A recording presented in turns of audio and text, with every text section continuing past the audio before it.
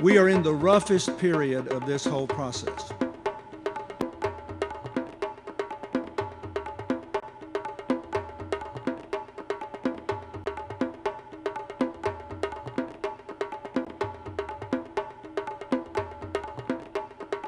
It's so easy to forget.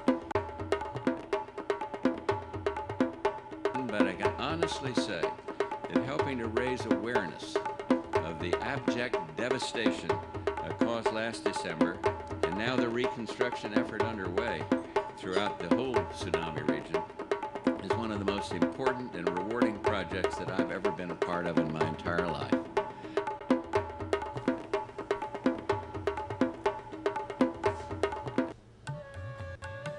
We all know that disasters are unavoidable. Throughout history, devastating earthquakes, hurricanes, tornadoes, tsunamis, wars, and genocides have traumatized people all over the world. Financial aid has been sent to the victims, but is that enough? Has financial aid improved the lives of the victims? Who is providing the psychological treatment necessary for a true recovery? To help survivors cope in a healthier manner, disaster aid should also include education and psychological support. This show will explore some of the ways professionals have been working with the psychological needs of disaster victims, the needs that cannot be resolved by financial means only. Welcome to our first show of Disaster and Mass Trauma. We have three prominent guests with us tonight. We have Dr. Ani Kalajian, founder and director of the Mental Health Outreach Project, professor of psychology at Fordham University, and author of Disaster and Mass Trauma. We also have Dr. Judy Kuryansky, adjunct professor at Columbia University, Department of Psychiatry and Teachers College, well-known radio call-in advice host, and extensive experience with disaster relief all over the world. We also have Nicole Moore, assistant director of alumni relations at Fordham University and graduate doctoral student. Well, welcome. Thank you. Nice to be here. Thank you for all coming tonight.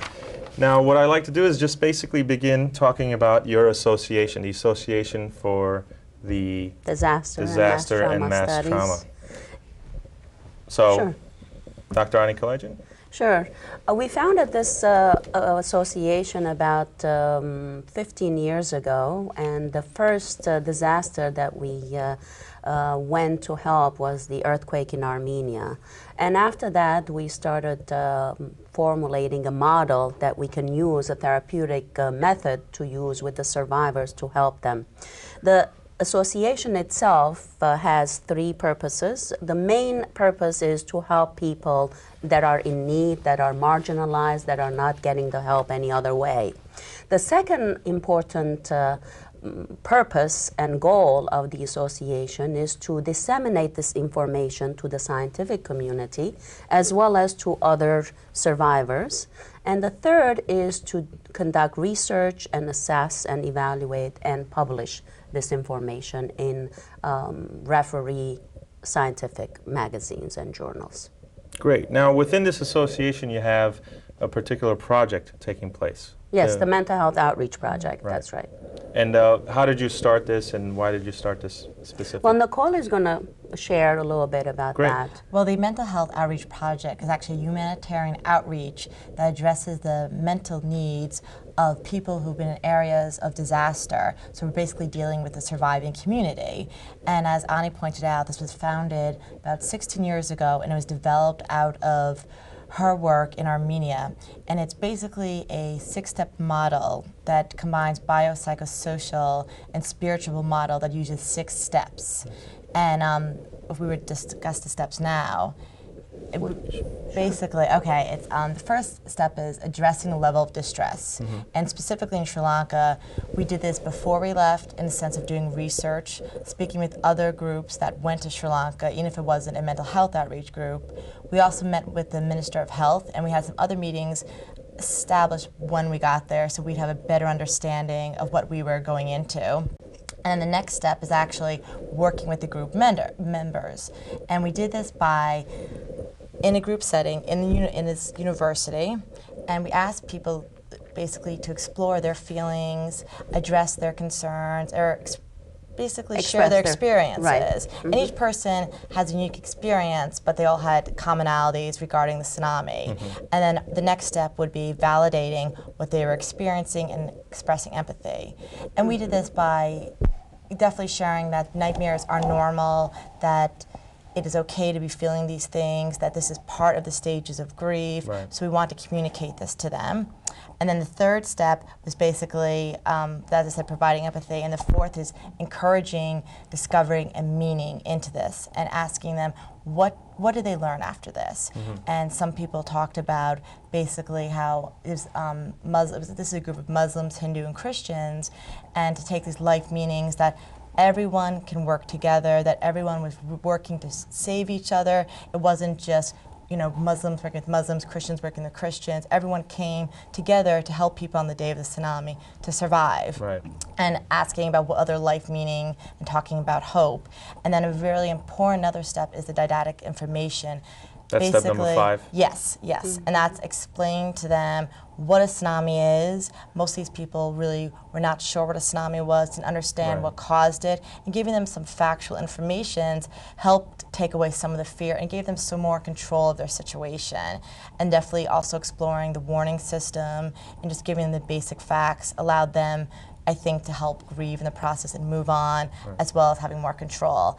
And then the sixth step is the breathing, is deep breathing, and that allows them, when in a panic situation, to gain some more control and to help them with their anxiety, and they can still continue that if they're having nightmares or before they go to sleep. Right. So the project's current goal is Sri Lanka. Is that the only area you're working on? In Sri Lanka, now we're working on 3 areas to help the survivors cope with the devastation. Right. Number 2 is to educate the larger community and then try to make an assessment of what needs do they have to build the infrastructure of mental health system.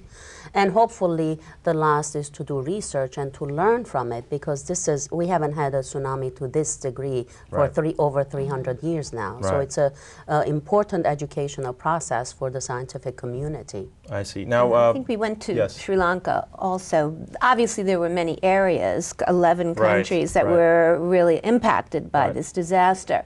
We picked Sri Lanka, among other reasons, because there was less really resources being directed there for the entire country, and particularly for the part of the country that we went to, And which part was that? was the northeast part of the island. Most of what you saw in other television shows was the south coast. Right.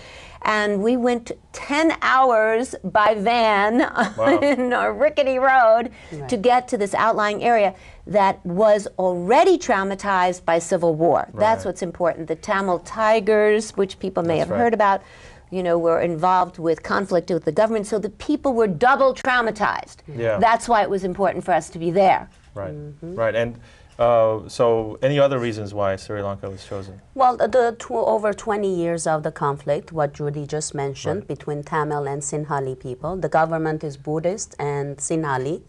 And the Tamil people could be Hindu, majority Hindu, but there are Christians and Muslims as well. Okay. So there's 20 years of conflict, as well as over 60,000 people have been killed in this process. Wow. Just since we have returned, how many people have been killed? Actually, Over 40? people have been 40 killed have since been our killed. return due to the conflict In between the this governments. last 2 months. That's incredible. Right. So the double trauma that people were really going through already, and on top of that, and what we discovered was that, contrary to what a lot of people say, that, well, everybody's coping very well. There certainly was resilience, which is the word that everybody's relating to, and the people were coping. We were so touched by their coping and their resilience. On top of that, however, or rather underneath that, was a lot of sadness.